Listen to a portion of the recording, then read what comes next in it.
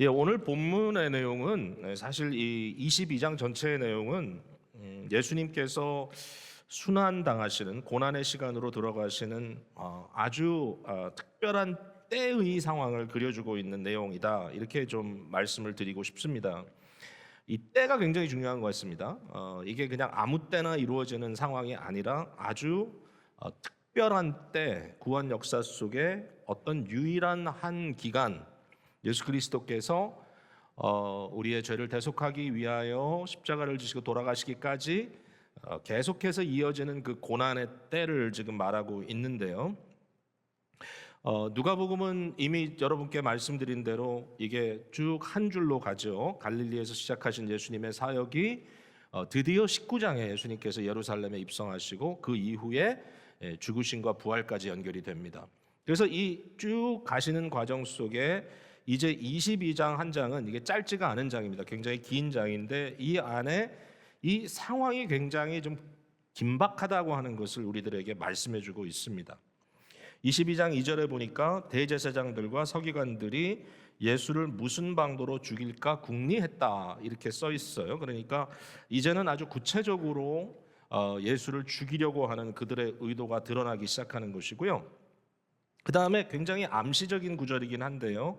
22장 7절에 유월절 양을 잡을 무교절 날이 이른지라, 유월절 양을 잡을 이라고 하는 표현이 여기 들어간 것은 굉장히 암시적이다. 왜냐하면 이미 복음서 속에 여러 복음서 속에 예수님을 유월절의 어린 양으로 소개하고 있기 때문에 결국 그리스도의 죽음이 임박했다라고 하는 것을 보여주고 있어요. 이 유월절이 사실 우리에게도 지금 굉장히 이 칼렌더적으로도 임박한 그런 임박이 아니라 지금 겪고 있는 데인데요. 유대인 칼렌더로 2021년 올해는 유월절이 어젯밤 해질 때 시작해서 오늘 밤 해질 때까지입니다. 그러니까 지금 현재 유월절입니다. 그리고 예수님께서 성찬을 제자들과 이제 나누시는 그 장면이 나오지 않습니까? 14절 이후에 여기 보면 그 때에 대한 때에 대한 포인트를 많이 말씀하십니다. 14절 시작할 때 때가 이르매 그리고 15절에 이르시되 내가 고난을 받기 전에 예수께서 고난을 받을 그 일이 임박했다라는 걸 보여주고 있고 16절에 내가 너에게 이르노니 이 유월절이 하나님 나라에서 이루어지기까지 다시 먹지 아니하리라. 그리스도의 다시 오심까지 이제 이것은 마지막이다. 마지막 the last supper라고 하는 이제 그 얘기를 주님께서 여기서 말씀하고 계시는 거죠. 한 가지 굉장히 재밌는 부분이 이제 35절 이후입니다.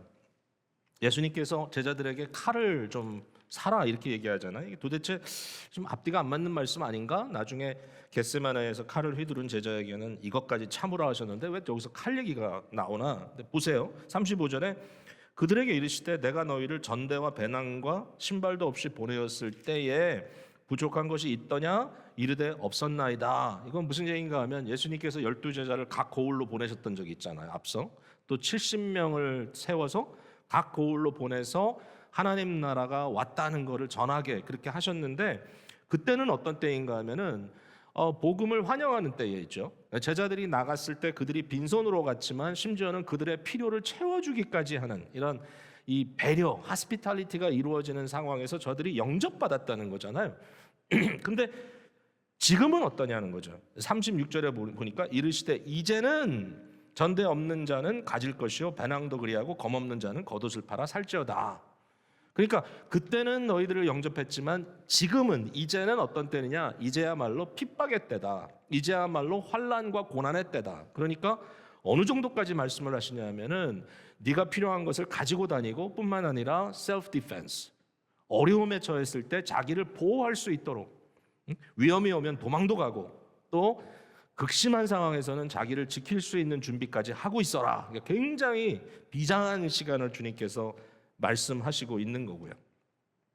여기에 이제 클라이맥스로 말하자면 예수님께서 겟세마네 동산에서 이 가룟 유다에 의하여 배반당하시고 잡히시잖아요. 그때 우리 주님께서 마지막 하신 말씀이 53장에 나와 있죠. 53절에 내가 날마다 너희와 함께 성전에 있을 때에 내게 손을 대지 아니하였도다. 예수님께서 성전에서 얼마든지 공개적으로 가르쳤다는 거죠. 여기에 지금 예수님을 잡으러 온 사람들은 이 성전을 지키던 군사들이거든요. 그러니까 이 사람들이 얼마든지 예수님을 잡을 수 있었지만 그렇게 안 했다는 거죠. 그러나 이제는 그랬습니다. 이제는 시간이죠. 너희 때요 어둠의 권세로다, 이렇게 주님께서 말씀하셨어요. 그러니까 지금은 너희가 주관하는 것 같은 때이고 지금은 바로 어둠의 권세이다. 이런 질문을 우리가 던질 수 있죠. 아니, 하나님께서 모든 것을 주관하시는데 왜 이런 때를 주시는가? 왜 이런 때가 우리에게 닥치는가? 왜 좋을 때만 주셔도 좋을 텐데 왜 이런 어렵고 극심한 때를 주셨는가? 이제 거기에 대한 답은 너무 간단하죠. 하나님의 구원의 역사가 이루어지는 때이죠. 예수 그리스도께서 이 마지막 만찬에서도 말씀하셨지만 자기의 몸을 저들에게 내어준다라고 얘기하셨어요. 이 잔은 내 피로 세우는 새 언약이니 너희를 위하여 붓는 것이라. 부어내는, 그냥 똑똑 떨어뜨려주는 정도가 아니라 내 피를 너희에게 완전히 부어주는 그러한 시기이다라고 얘기하신 거죠. 여러분, 이 시간이 없었다면 우리에겐 구원이 없습니다. 예수님께서 유일한 중보자로 오셔서 우리의 모든 죄의 대가를 치러주실 뿐만 아니라 온전한 순종을 통하여 의가 전혀 없는 우리들을 의롭다 칭하게 하시고 우리가 하나님의 백성으로 살아갈 수 있게 하셨던 것 기억합니다. 지금도 그것을 경험하고 있습니다. 그리스도가 아니었다면, 이 순간에 그리스도의 고난이 없었다면 우리는 너무나 무의미한 삶을 살 것입니다. 혹시라도 여러분 지금도 무의미하게 살아간다고 느낌이 있다면 복음을 깊숙이 연구하십시오. 만약에 우리가 아직도 방탕과 방임에 치닫는 정신 나간 상태로 살고 있다면 복음이 어떤 것인가를 깊숙이 살피시고 주님께서 그런 것들로부터 우리를 건져내셨다는 것을 기억해야 됩니다. 그게 고난주간의 의미이죠. 오늘 집에서 방송으로 또 예배에 참여하시는 분도 계시겠지만 혹시라도 자녀들이 방학이니까 지금 또 스프링 브레이크에 출입을 떠나신 분들도 좀 있는 것 같더라고요. 제가 얘기를 들어봤더니 사실 우리 아이들 성장할 때, 학교 다닐 때 이 기간 동안 아이들 베케이션인데 저는 목사인데 고난주간에 여행 가면 어떡하나 굉장히 고민 많이 했던 적이 한두 번이 아니고 대부분 어려웠죠. 그렇게 하기가. 고난주간 특별 새벽 기도회도 있고 하니까. 근데 그런 고민을 여러분들이 하실지 모르겠습니다만은 뭐 좋습니다. 그 정도의 마음의 부담은 갖고 있는 건 나쁘지 않은데, 그러나 고난주간이 예수님이 고난당했다는 걸 측은히 여기고 마음이 그냥 어쩔 수 없이 서글퍼지는 그런 시간이라면 그것보다는 그리스도의 고난이 우리에게 어떤 의미를 갖고 있는가, 거기에 대해서 깊이 좀 생각하시고 이 구원의 의미가 여러분과 여러분 자녀 속에 구체적으로 나타나기 위하여 기도하고 또 말씀 나누는 그런 기회를 삼았으면 좋겠다는 생각이 들어요. 이게 바로 고난주간의 의미이고 또 헌신하는 방법이라고 생각이 됩니다. 자, 이와 같은 특별한 시기를 지금 예수님께서 가고 계시고, 이게 누가복음 22장의 내용인데 이제 또 한 가지 재밌는 것은 뭐냐면 누가복음 22장에야말로 제자들의 이 허점이 여실없이 드러나는 순간이라고 하는 것입니다. 허점 정도가 아니라 완전한 실패가 여기에 드러나고 있다라는 것이죠. 제자들의 극심한 위기를 맞았다고 하는 것을 볼 수가 있는데, 마치 낡은 건물이 이것저것 이렇게 망가져서 헐어서 이렇게 부분적으로 무너져 있다면 이 순간에는 마치 중력에 못 이겨서 그 건물이 완전히 와르르 무너져 내리고 결국 기초가 다 드러나는 그런 상태가 됐다. 바닥이 아예 드러나 버린 상태가 됐다라고 말할 수 있을 것 같아요. 오늘 함께 읽은 본문에 21절 이후에 가룟 유다의 배반에 대해서 예수님께서 제자들에게 공개적으로 얘기하죠. 이름은 얘기 안 하지만 이런 일이 있을 것이다. 그 가룟 유다의 배반의 내용이 22장에 다 나와요. 3절에서 6절까지 유대 지도자들을 찾아가서 비밀스러운 장소에서 예수 그리스도를 팔아넘길 것을 이렇게 약속하는 장면이 나오고, 47절 이후에 겟세마네에서 예수님을 넘기는 가룟 유다의 모습이 등장하죠. 그 유명한 장면이죠. 유다가 이 입맞춤으로 예수님을 배반하는, 입맞춤으로, 정말 나쁘죠. 입맞춤으로 예수님을 배반하는 그 장면이 나타납니다. 이런 와중에 24절에 보니까 제자들은 그들 사이에 누가 크냐 하는 다툼을 하기 시작하는 것이죠. 누가 크냐? 이게 뭘까라고 저도 좀 고민해봤어요. 느닷없이 제자들이 누가 더 크냐 서로 이렇게 비교하면서 이렇게 다투었을까? 그냥 뭐 아무 근거 이유 없이 이렇게 한 건 아닌 것 같고요. 그 앞서 예수님께서 너희 중 하나가 나를 팔리라, 너희 중 하나가 나를 배반하리라 이 말씀을 하시니까 이제 이 말을 듣고 제자들 사이에 나는 아니다, 나는 아니다 뭐 이러다가 보니까 내가 어떤 사람인데 그럴 수가 있느냐, 내가 얼마나 열심히 했는데, 내가 얼마나 약속을 잘 지키는데, 내가 얼마나 신실한데, 나는 주님밖에 모르는데 내가 주님 더 사랑하는데 뭐 이런 식의 이제 대화가 되지 않았을까. 어쨌든 이 모습을 주님께서 보시고 조금 당황하신, 뭐 당황이라는 표현보다 거기에 대해서 적절한 반응을 할 수밖에 없는 그런 상황이 나타났죠. 더군다나 베드로의 이 예수님의 부인 사건을 주님께서 예고하시고 그 다음에 54절 이후에 처절하게 무너지죠. 예수님께서 베드로에게 이렇게 얘기를 하죠. 시몬아 시몬아 보라 사탄이 너희를 밀가부르듯 하려고 요구하였으나, 여기 너희라는 말은 사실 단수가 아니라 복수라서 제자들 전체에 대한 시련을 얘기하고 있는 것 같은데 특별히 베드로에 대해서 얘기하죠. 34절에 이르시되 베드로야 내가 네게 말하노니 오늘 닭 울기 전에 네가 3번 나를 모른다고 부인하리라. 너무 유명한 사건이잖아요. 이 사건의 결과는 뭐죠? 베드로가 결국 자기의 무기력함을 깊숙이 체험하게 되고 심히 통곡하는 장면이 이제 22장 뒷부분에 등장을 하게 됩니다. 여러분 이거 좀 뜻밖입니다. 왜냐하면은 예수님의 제자들이 좀 부족하다는 건 알았어요. 우리가 3년 동안 열심히 제자들이 예수님 따라다녔어요. 예수님 칭찬도 많이 해줬어요. 이 정도면 믿음이 좀 크지 않았을까. 예수님은 이 순간을 준비해 오셨어요.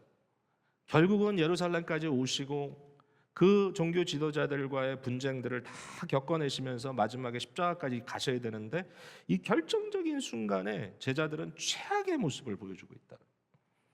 마치 뭐와 같은가 하면은 이제 뭐 어떤 팀이 운동 시합을 하는데 뭐 예선 통과하고 뭐 본선에 들어가서도 열심히 잘해가지고 결승전까지 갔는데 이 결승전 마지막 결정적인 게임에 가가지고 30대 빵으로 깨지는, 완전히 무너지는 그런 모습을 보여주는, 모든 것이 다 허물어지는 순간, 도대체 지금까지 왜 그토록 애써왔던가라는 질문이 생기기도 하고, 심지어는 도대체 나는 예수 믿는 사람 맞아?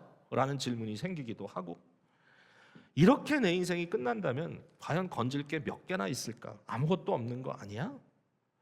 모르겠어요. 이 자리에 계신 여러분들에게 이러한 실패의 경험들, 바로 이와 같은 처절한 이 패배의 경험을 지금 하고 계시는지, 아니면 과거에 그런 경험이 있으셨는지. 신방을 최근에 이제 직장 신방을 하다 보니까 여러분들하고 대화를 나누는데 참 어려운 시간도 많이 겪으신다. 한 분이 지난주에 나의 처절한 실패, 그리고 이 실패에 대한 부끄러움밖에 없다, 이런 이야기를 하실 때 이렇게 생각하실 수도 있겠구나라는 깊은 마음속의 아픔을 경험했습니다. 제 자신의 실패도 생각하게 되고, 얼마나 많은 순간에, 정말 결정적인 순간에 나는 주님께 등을 돌렸던가, 얼마나 많은 순간에 한 인간으로서 인간답게 살지 못했던가, 이러한 생각들이 많이 드는 거죠. 아마 오늘 우리에게 너무나 중요한 메시지라고 생각합니다. 이 말씀이.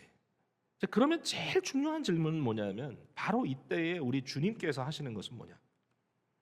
우리 주님은 이때 무엇을 하시는가? 우리 주님은 어제나 오늘이나 영원토록 동일하신 분이시죠. 그 주님께서 이 구원의 역사를 이루시게 하셨던 그 당시의 일이 지금 우리에게도 무관하지 않다. 그래서 아마 이걸 보면서 우리도 많은 격려를 받을 수 있을 것 같아요.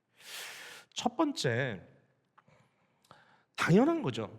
주님께서 무엇을 하셨을까? 이때 우리 주님께서는 묵묵히 대속의 길을 가셨습니다. 대속을 이루셨습니다. 묵묵히 그 일을 이루셨어요. 22절에 보니까 인자는 이미 작정된 대로 가거니와 그랬습니다. 너희 중에 하나가 나를 팔리라. 그러나 인자는 이미 작정된 대로 간다. 뭐 내가 정말 너희 같은 놈들을 위해서 이 일을 해야 된다면 말이 안 된다. 주님께서 좀 화도 내시고 좀 2번, 3번 생각도 하시고 이제 뭐 이거 해야 돼? 이러실 수 있을 것 같지만 주님께서 묵묵히 그 일을 가셨고, 37절에도 보면은 내가 너희에게 말하노니 기록된 바 그는 불법자의 동료로 여김을 받았다 한 말이 내게 이루어져야 하리니 내게 관한 일이 이루어져 가민이라. 결국 그리스도에 대한 모든 예언의 말씀이 이처럼 성취되어야 한다라고 주님께서는 말씀하시면서 이 상황이 어떻든지 너희가 어떻게 행동하고 있든지 나는 내가 할 일을 해야 되겠다라고 주님은 말씀하고 계신다는 거예요. 저는 이 말씀이 저에게도 너무나 큰 격려가 됐습니다. 우리 주님께서는 피 흘림을 통하여 우리의 삶에 새로운 방향을 허락해 주셨을 뿐만 아니라 지금도 여전히 우리를 위해서 일하고 계시는 분이라는 것이죠. 언제 주님께서 일하십니까? 우리가 아직 죄인 되었을 때, 우리가 아직 하나님께 원수처럼 행동하고 있는 그 순간에도 우리 주님께서는 여전히 우리를 위하여 자기의 구속의 일을 하신다 뿐만 아니라 유명한 구절이죠. 로마서 8장 34절과 35절에 보면 누가 정죄하리요? 죽으실 뿐 아니라 다시 살아나신 이는 그리스도 예수시니 그는 하나님 우편에 계신 자요 우리를 위하여 간구하시는 자시니라. 누가 우리를 그리스도의 사랑에서 끊으리요? 누가 우리를 그리스도의 사랑에서 끊으리요? 여러분, 지금 오늘 이 순간에 여러분은 누구를 바라보고 계십니까?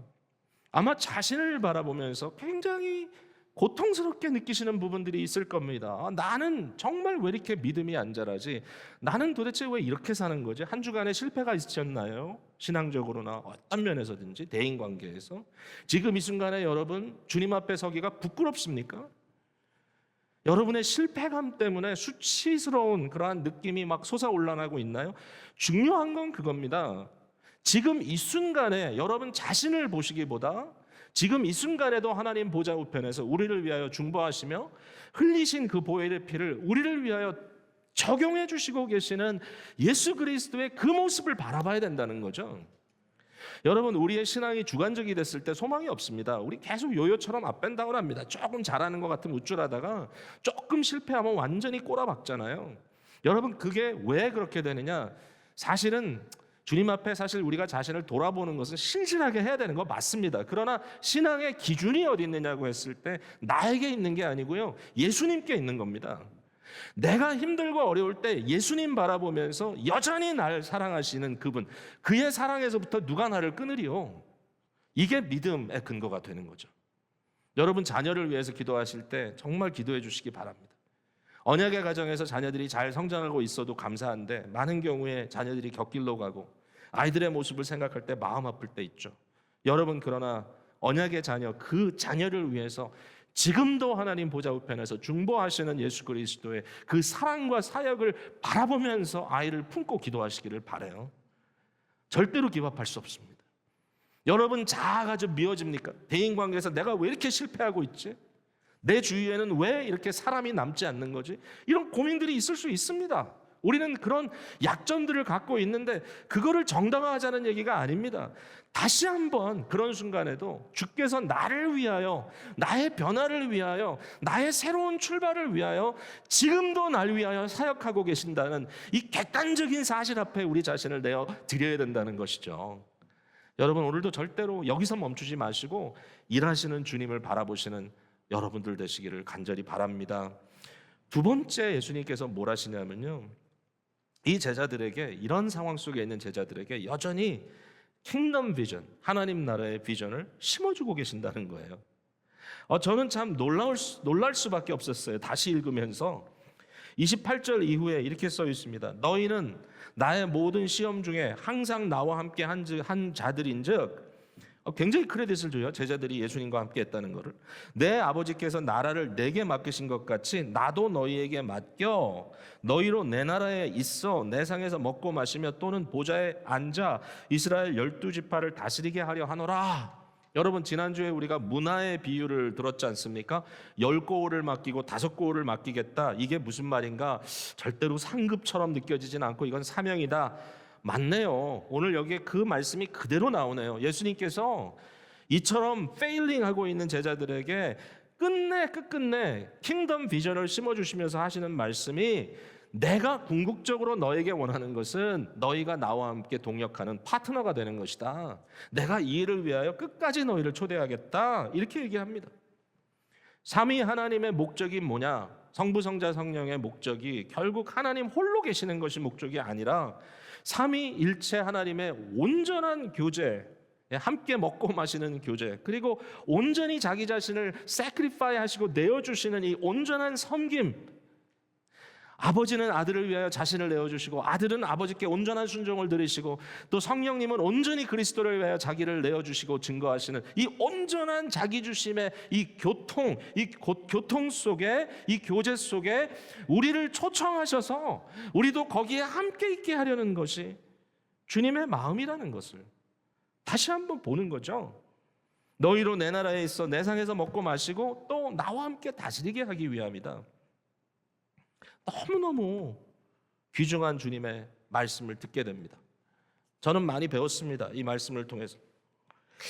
미국에서 성장한 젊은 교육자들, 젊은 우리 지도자들과 얘기를 해보면 솔직히 저는 좀 그들의 마음속에 있는 어떤 연약함 같은 것이 보일 때가 있어서 좀 안타까워했습니다.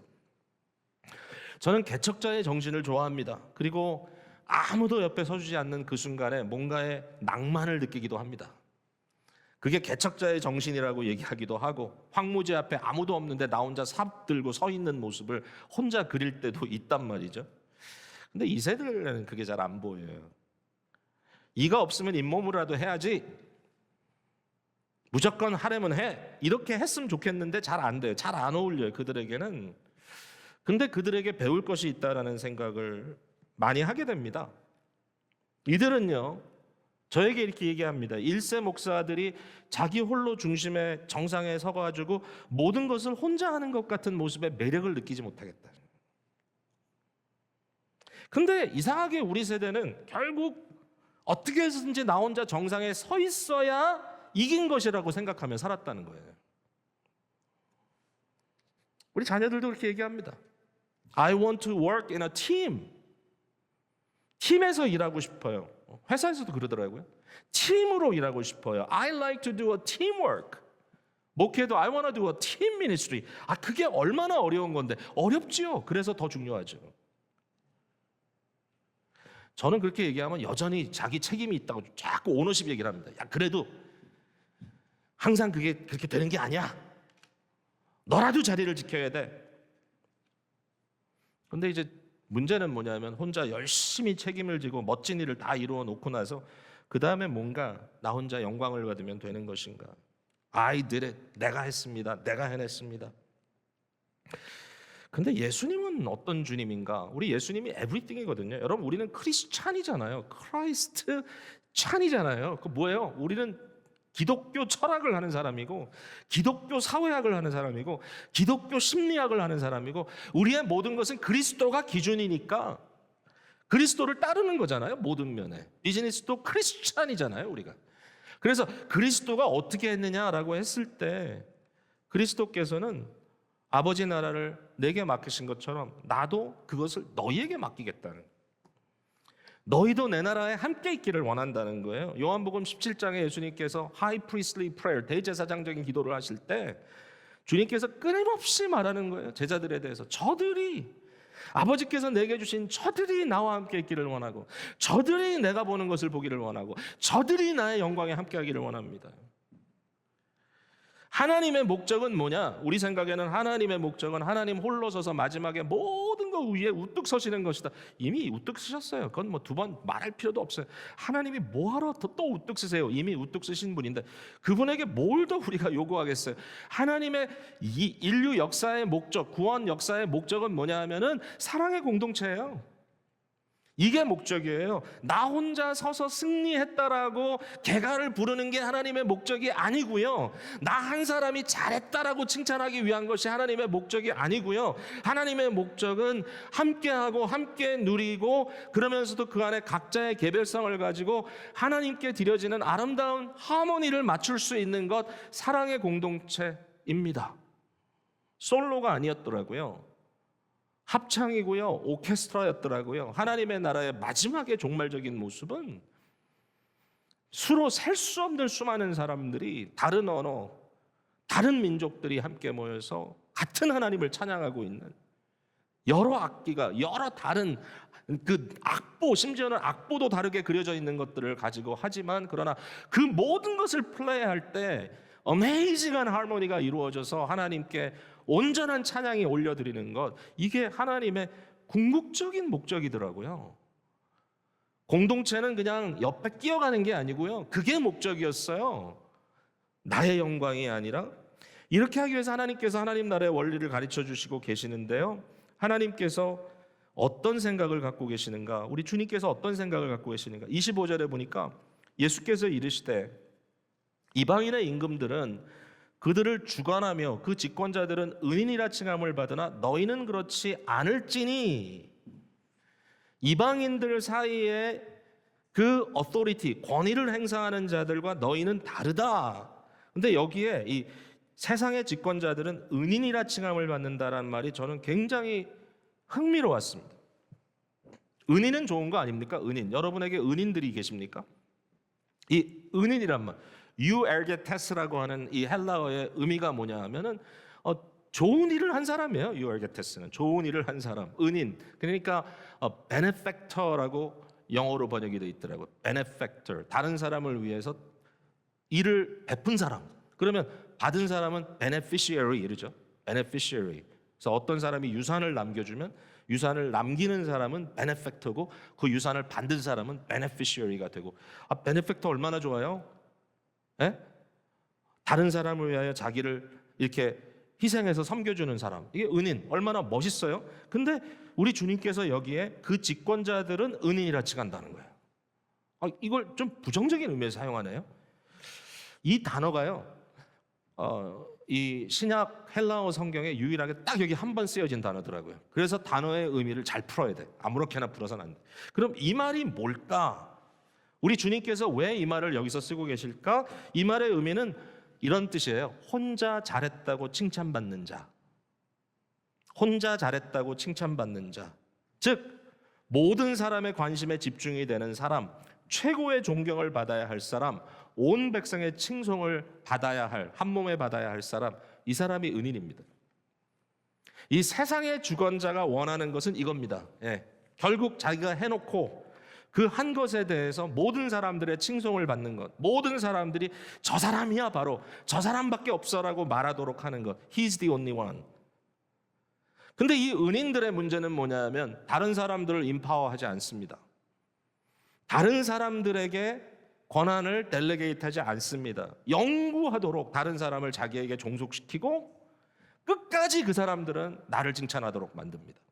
끝까지 나 혼자 뿌듯하면 됩니다. 끝까지 나 혼자 잘했다고 칭찬받으면 됩니다. 여러분, 부모도 이런 잘못을 할 때가 있어요. 자녀들을 임파워하기보다는 끝까지 자녀들에게 내가 평생 널 위해서 해준 게 뭔데? 끝까지 그 말만 반복하며 살아갑니다. 나는 너의 은인이고 너는 끝까지 나를 은인으로 여겨야 돼. 근데 그게 과연 좋은 패런팅인가? 그게 좋은 리더십인가? 이게 하나님 나라 원리가 아니네요. 이렇게 하는 게.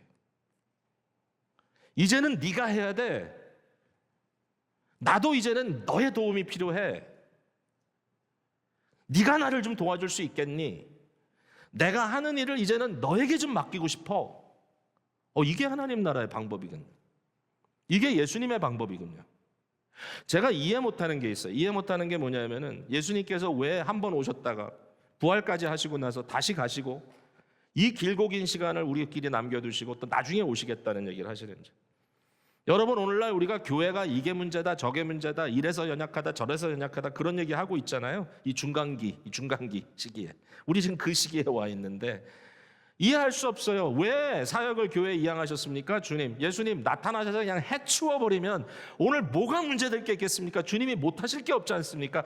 그냥 하면 되잖아요. 우린 너무 못하고 있는데, 우리는 이렇게 버벅거리고 있는데 왜 그냥 오셔서 일 처리를 좀 해주시면 안 되겠습니까? 그런데 왜 주님은 이걸 맡겨두고 가셨는가? 우리처럼 연약한 자들에게. 근데 이게 주님의 방법이라네요. 내가 너희에게 이것을 맡기고 싶다라는 겁니다. 참 대단해요. 우리 주님께서 27절에 앉아서 먹는 자가 크냐, 섬기는 자가 크냐, 앉아서 먹는 자가 아니냐. 밥상 받아 먹는 사람이 큰 사람 맞죠? 옆에서 섬겨주는 웨이트레스는 섬기는 사람이죠. 그러나 나는 섬기는 자로 너희 중에 있노라. 여러분, 우리 주님은 은인이 되고자 하시는 않으신다는 거예요. 참 놀라워요. 그의 마음속에 내가 끊임없이 너희들을 그저 나에게 종속시켜서 내가 하는 것을 받아먹는 존재로만 만들고 싶은 마음은 없다. 그러나 나는 진정한 의미에서의 섬기는 자로 너희 곁에 있다. 이 섬기는 자라는 말이 디아코노스라고 하는 단어거든요. 디아코노스에서 디큰이란 말이 나오죠. 집사라는 것입니다. 교회 안에 뭐 계급이 있어서 집사가 있고 뭐 그 위에 뭐 장로가 있고 또 뭐 어떤 사람들은 목사가 되고 뭐 권사가 되고 그런 거 아닙니다. 성경에 보면요, 이 디아코노스라고 하는 말이 예수님께 적용되어 있습니다. 예수님은 집사입니다. 그 예수님을 장로로 표현하는 경우도 있고요, 그 예수님을 목사로 표현하는 경우도 있습니다. 근데 가장 기본이 디아코노스입니다. 내가 무엇으로 섬기느냐가 중요합니다. 여러분, 사도행전에 사도들이 7명의 집사를 세울 때 뭐라 그랬습니까? 이제 이 사람들을 세우면 우리는 아무것도 안 하느냐? 아니에요. 우리는 말씀과 기도의 종이 되겠다. 이 종이라는 말, 말씀과 기도로 섬기겠다는 이 말도 디아코노스입니다. 나는 말씀의 디킨이다. 나는 말씀을 나누는 집사다. 나는 말씀을 맡았고 나는 이처럼 기도하며 중보하며 성도들을 돕기 위한 것을 맡은 집사다. 교회를 영적으로 케어하고 강단의 메시지가 제대로 전달되는지 모니터하고, 그리고 또 성도들 한 사람의 영적인 상황을 관리하는 장로님들도 뭐 군림한다고요? 그런 게 어디 있어요? 장로님들도 디켄입니다. 디아코노스. 그 일을 하는 집사님들은 교회를 매니지하고 성도의 교제를 관리하고 성도님들의 형편을 살펴 필요한 자들을 구제하고 그들의 육체의 필요를 채워주는 일을 하는 디아코노스인 것이죠. 각자의 역할. 집사는 신앙생활 요만큼만 하면 되고 장로는 이만큼 해야 되고 목사는 저만큼 해야 되고 이거 안 한다고 욕하고 저거 못한다고 뭐라 그러고 그겁니까? 아니요. 모든 사람은 예수 그리스도와 똑같은 디아코노스. 이걸 깨닫기 전에는 교회는 엉망진창인 거예요. 여전히 세상적인 가치 속에서 그 가치 기준으로 사람들을 보고 비판하고 할 거랍니다. 아닙니다. 기독교는 다릅니다. 기독교는 누가 큰 자입니까? 기독교는 섬기는 자가 크다 그랬습니다. 왜 그럴까요? 예수님이 섬기는 자의 자리에 있기 때문입니다. 누가 큰 자입니까? 예수님이 큰 자입니다. 누가 큰 자입니까? 큰 자 옆에 있는 자가 큰 자입니다. 큰 자가 하는 일을 하는 사람이 큰 자입니다. 그래서 예수님처럼 섬기는 자가 큰 자입니다. 그게 기독교적인 생각입니다. 앉아서 대접받는 자, 존경받는 자가 큰 자가 아닙니다. 당신은 나의 은인입니다라고 박수 받는 자가 큰 자가 아닙니다. 그 은인이 되고자 하는 마음, 내가 이만큼 공을 세웠다고 하는 생각, 내가 20년 30년 이 교회를 위해 뼈 빠지게 노력했다는 그 마음, 그런 것들이 예수 그리스도와 함께 섬기는 자의 자리에서 녹아지는 것이 크리스찬의 웨이인 거죠. 뭐 이게 너무 어렵고 힘들다고들 그래요. 왜냐하면 우리는 결국 마음속에 뭔가 메리트에 대한 크레이빙이 있기 때문에. 그러나 그건 좀 비통한 얘기입니다. 히브리서 13장에 히브리서 기자가 멋진 얘기를 합니다. 예수님, 우리의 주인은 어디로 가셨는가? 영문 밖으로 나가셨다. 어떻게? 십자가를 지고 성문 밖으로 나가서 십자가에 못 박혀 돌아가셨다. 우리에게 이렇게 얘기합니다. 우리가 그와 함께 영문 밖으로 나아가자. 권력의 중심부에 있고 싶어하고 잘 나가는 사람들과 있고 싶어하고 이쁜 사람들과 행어라운 하고 싶어하고 그래도 좀 가진 자들하고 함께 놀고 먹고 싶고 남들처럼 똑같아지고 싶어하는 마음은 크리스찬 웨이가 아닙니다. 변두리를 살펴야 되고 주변을 봐야 되고 뭐가 지금 미싱하는지를 돌아볼 수 있어야 크리스찬 웨이입니다. 잘 나가는 사람들, 권력자들이 함께 모여서 먹고 마시면서 함께 웃고 호탕하게 놀아가는 것이 기독교 웨이가 아닙니다. 여러분, 교회 새로 오시는 분들에게도 제가 가끔 그렇게 얘기합니다. 교회가 차갑다, 그런 얘기만 하지 마시고요, 차가운 데 가지 마시고 제일 당신이 필요한 자리 찾아가 보세요. 교회에서 나름대로 저 사람들 가면 이 교회 그래도 좀 뭔가 힘 있는 사람 같은데 거기 끼려고 하지 마세요. 그 사람들 다 소용없어요. 가장 힘든 자리 찾아가셔서 여러분과 함께 따뜻한 대화 나눌 그 누구라도 괜찮습니다. 거기에 살 소망이 있습니다. 그래서 조심해야 합니다. 영문 밖에 나가자. 왜? 거기 예수님이 계시니까. 예수님이 어디 계시는지 꼭 살펴보세요. 이것만 있으면 되는 거죠. 바울 사도가 그의 인생 마지막 감옥에서 디모데에게 나누는 그 말씀은 제가 평생 아마 간직하고 살아야 될 거예요. 데마도 세상을 사랑하여 떠나고 누구도 떠나고 아무도 내 곁에 남아있지 않은데 그러나 주께서 내 곁에 서서 내게 힘을 주셨다. That's enough. 홀로 한자는 얘기 아니죠. 절대로 나 홀로 아닙니다. 주님과 함께. 우리 주님이 그걸 원하시기 때문에 그런 용기 있는 리더들이 되시기를 주님의 이름으로 축복을 드립니다. 마지막 하나가 더 있는데요.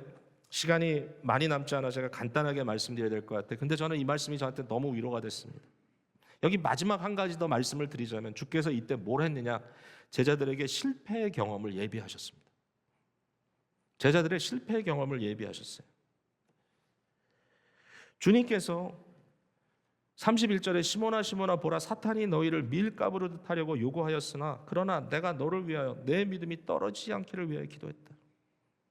너는 돌이킨 후에 내 형제를 굳게 하라. 사탄이 제자들을 완전히 박살내겠다고, 완전히 깔아뭉개겠다고 아예 그냥 하나님 앞에 큰 소리 빵빵 치면서 마치 욥의 환난을 요구했던 사탄이 욥을 깔고 뭉갰었던 것처럼, 그러나 주님께서, 중보자 되시는 주님 그리스도께서, 우리 편이 되시는 그분께서, 우리의 변호인 되시는 그분께서 뭘 했다고요? 시몬아 시몬아 내가 너를 위해 기도했다. 어떤 기도를 드렸습니까? 내 믿음이 떨어지지 않기를. 우리 생각에는요, 믿음이 떨어지지 않는다는 말은 성공만 한다는 얘기 같죠. 아니었어요. 믿음이 있어도 실패합니다. 믿음이 있어도 넘어집니다. 그리고 우리에게 수치스러운 순간의 기억들은 다 갖고 있습니다. 그런데 믿음이 있으면 뭘 하느냐 하면요, 돌이킵니다. 믿음이 있는 자는 돌이킵니다. 그러므로 너는 돌이킨 후에, if가 아니라 when입니다. when. If you turn around가 아니라 when you turn around. 믿음이 없는 자는 목매어 죽습니다. 예. 믿음이 있는 자는 돌이킵니다. 믿음이 있어 돌이킨 자는 뭘 합니까? 내 형제를 굳게 하라. 왜? 형제들도 같이 까불림을 당하였으니까.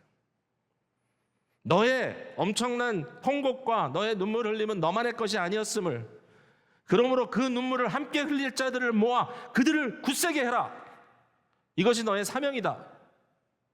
내가 너에게 이것을 부탁한다. 그러면서 너무나 매정하게도 너는 다 굴기 전에 나를 3번 부인할 거야. 주님, 안 할 겁니다. 절대로 그렇게 안 하겠습니다. 상관없어. 실패하지 않는 것이 믿음이 아니라 실패 이후에 스스로 부끄러워 자기 자신을 이기지 못해 죽어버리는 것이 아니라 오직 주의 은혜가 아니면 내가 설 수 없습니다를 다시 깨닫고 사명 앞으로 나아가는 것이 믿음이다. 주님이 이걸 준비해 주시더라는 거죠. 오늘 여러분에게 그 믿음을 주시기를 주님의 이름으로 축복드립니다. 이걸 통해서 살 길이 보이는 겁니다. 여러분 신앙생활을 내로하게 보지 마세요. 신앙생활은 지난번에도 말씀드렸지만 여기에 여러분의 가정, 여러분의 직장, 여러분의 지역교회 안에 모든 삶, 여러분 내면 세계, 모든 세상 공동체 안에 또는 사회 속에 있는, 심지어는 전 세계를 향한 여러분의 사명과 모든 것들이 다 크리스천 라이프입니다. 이 크리스천 라이프를 어떻게 살아갈까? 크라이스트 라이크 하게 살아가야 되겠죠. 예수 그리스도처럼. 이 순간이 혹시 여러분에게 지금 닥친 순간이라면, 이 고난의 순간, 이 아픔의 순간이 여러분의 지금 겪고 있는 아픔의 순간이라면, 이 순간에 여러분 자신만을 보지 마시고 여러분에게 여전히 너는 내 동역자가 되어다오라고 말씀하시는 우리 주님의 음성을 들으시기를 부탁을 드립니다. 그리고 다시 시작하십시오. 여러분의 잘못을 회개하고 용서를 빌 사람들에게 그렇게 하세요. 다시 시작하세요. 다시 사랑하세요. 다시 시작하셔서 주님의 놀라운 역사가 일어나게 되기를 주님의 이름으로 축복을 드립니다.